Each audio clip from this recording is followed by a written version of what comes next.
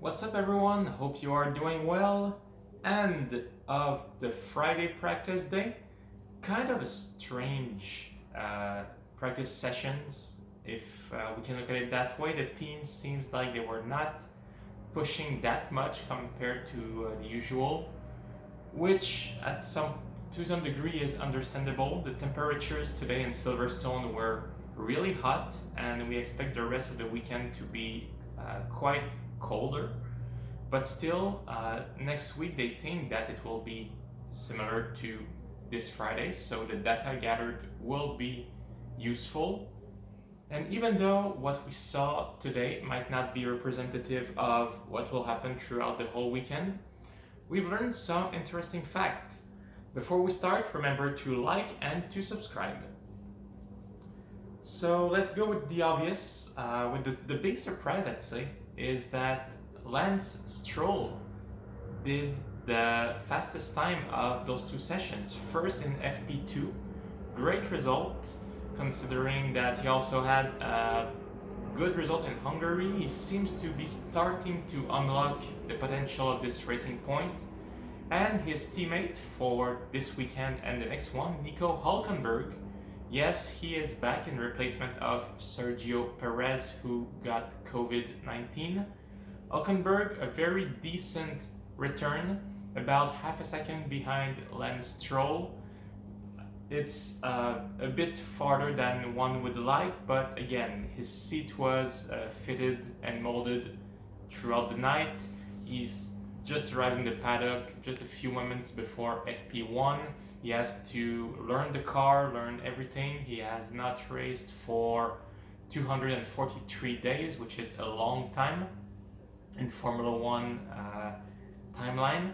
So Hulkenberg still very decent, managing to do P9 and P7 in the two sessions. Stroll, like I said, first in FP1 and in FP2, and third in FP1. So pretty good result for the Canadian driver. Could he finally be on the right track to get a decent result in Formula One? We'll see. Now that Perez is not there, it's gonna give him maybe a little bit less stress to drive, so he can focus more on his job and less on beating Sergio. So we'll have to check that. But again, the Racing Point looking pretty strong.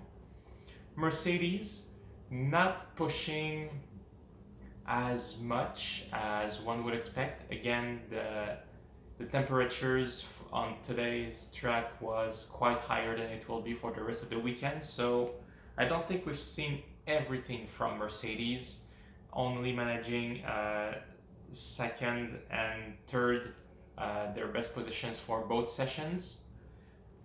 Still, they are in the mix. I mean, it's tough to evaluate. In FP2, the first 11 cars were within 1 second, so it just goes to show that not everyone is pushing as much as they could. Mercedes is expected to be really dominant when the temperatures drop and we get on a more normal track condition for the weekend. Which brings us to one interesting fact that some brought up during those sessions. We did notice that for Red Bull, Verstappen did the best time of FP1 and Alban the second time in FP2.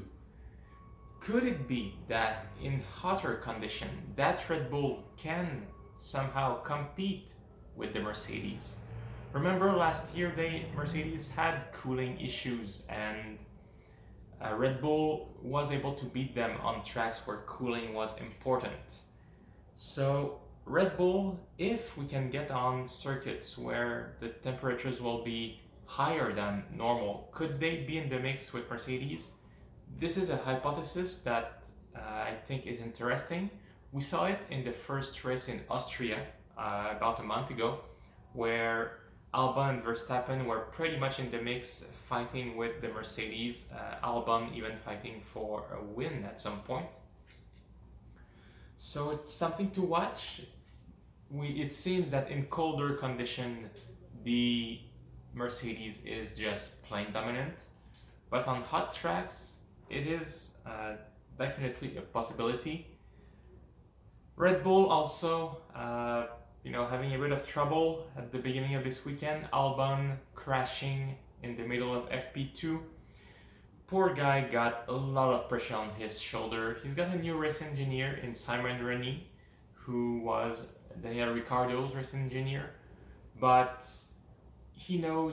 Alban knows he has to start to deliver the goods for the team. He must get good result and compete with Verstappen.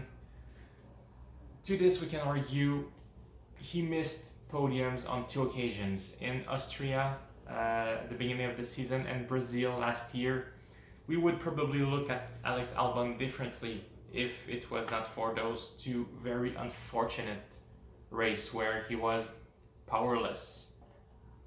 But a lot of pressure on his shoulder and just pushing. Nasty crash. He was a little bit shaky when he got out of the car. But I think, he must not try to be a Max Verstappen. He just has to do his own job, just focus on what he has to do, and the results will come. So Alex Albon really in a tricky situation. This is pretty much the point last year where Pierre Gasly was thrown away by Red Bull, so he has to deliver. And just need to bounce back now. The car, the mechanics will be working on it. Not too much damage from what we could see, but still, it's a lot of precious time that was lost in FP2. So hopefully, yes, he can bounce back tomorrow in quali. Ferrari, not the start that they wanted, especially not for Sebastian Vettel. Seb could not run at all in FP1. The car had an intercooler issue, and in FP2, he was just not there. I don't know if it's issues with the car or if just the car that does not suit Seb, but no run in FP1 for Vettel and no better than 18 in FP2. What was happening? He missed a lot of track time even in FP2, but that's not where he belongs. In comparison, Leclerc did 5th and 4th, so clearly something is wrong with Seb's car. We just have to find out what. I'm pretty sure also his mind is not fully with Ferrari, knowing that he's leaving at the end of the season. Yes, he will say that he's doing his best, keeps doing his job all the time, but it's just not, the results are just not there. Especially on this Friday. So Seb, very will be a driver to watch. It seems like something is wrong with him this weekend. Looking at other team, McLaren somewhere in the middle. It's tough to evaluate. Carlos Sainz had a good day, managed to do P6 in the afternoon. And Norris, somewhere in the middle, but not much to make out from McLaren. Same for Renault. Though it is interesting to note that in the afternoon practice session, Daniel Ricciardo had new bits and parts on his car and Ocon had the old specs. And during the sessions, Ricciardo 9, Ocon 12. So definitely some data that got gathered there that the team will review throughout the night and decide should they put those new parts also on Esteban's car, or are these data maybe better for the upcoming races.